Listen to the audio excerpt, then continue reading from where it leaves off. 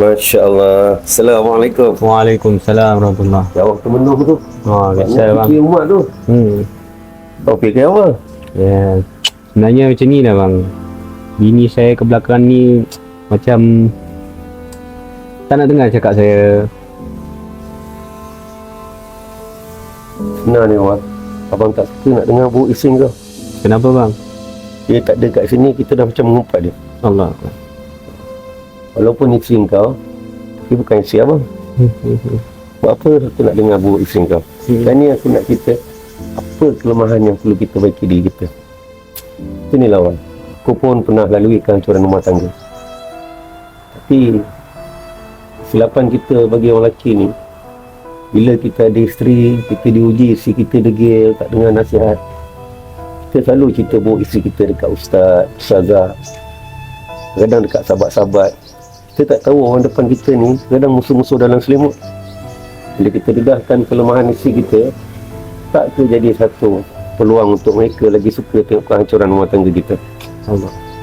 Sepatutnya kita kena fikir, ulama pun selalu cakap, apa yang ada pada isteri atau suami adalah cerminan pasangan masing-masing. Kalau isteri kita ada kelemahan, mana nak bagi tahu itulah kelemahan kita. Jadi soalan sepatut kita tanya, Ustaz, apa perlu saya buat untuk didik isteri saya supaya jadi solehah? Kalau aku cerita buruk dia, apa kita dapat? Senang bang, tak layak kita nak cerita buruk isteri kita dengan mana-mana orang. Walaupun kau rasa kelemahan dia tu besar, kesalahan dia besar. Sebab apa bang? Kau kena fikir, kau ada berapa orang anak? Ada dua. Kau pernah rasa macam mana sakitnya dilahirkan di jirat kita? Dengan kesakitan tu layak kita nak nilai bukan dia. Allah. Patutnya kita fikir macam mana kita nak bagi pulang isteri kita dengan kesakitan yang dia lalui ketika lahirkan anak kita.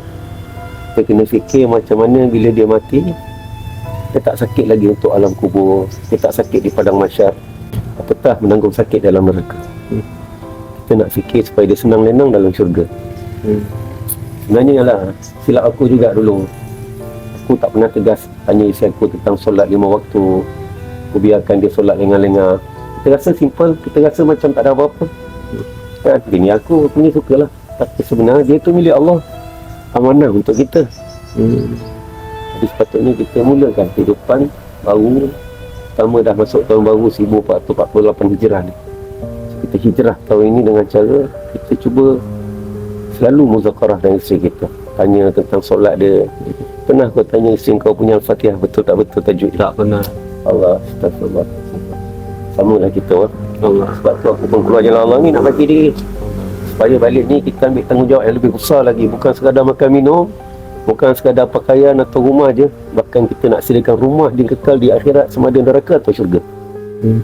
Balik ni kita belajar kat waktu keluar ni, kita duduk halqa Quran, kita dengar bayan.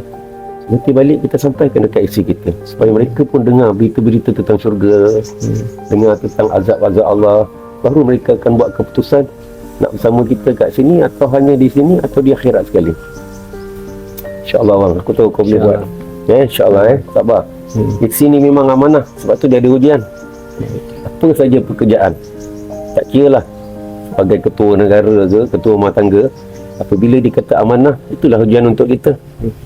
Sebagai ketua yang betul-betul beriman, dia tak akan cari salah rakyat di bawah dia.